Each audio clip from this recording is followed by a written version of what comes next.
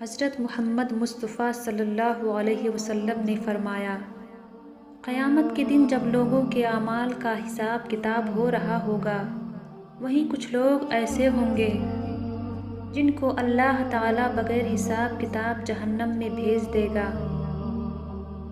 सहाबा ने अर्ज़ की, या रसूल अल्लाह, वो कौन लोग होंगे? हज़रत मुहम्मद मुस्तफ़ा सल्लल्लाहु अलैहि वसल्लम ने फ़रमाया, नंबर 1 जालिम हुक्मरान, नंबर 2 वो ताजिर जो झूठ बोलता हो। हज़रत मुहम्मद मुस्तफ़ा सल्लल्लाहु अलैहि वसल्लम ने फ़रमाया, जिस शख्स में यह 3 आदात पाई जाए वो जाहिल है। नंबर 1 सुनने से पहले ही जवाब शुरू कर देता हो। नंबर 2 बात को समझने से पहले झगड़ा शुरू कर देता हो। नंबर 3 इल्म ना रखने के बावजूद भी फ़ैसले करना शुरू कर देता हो।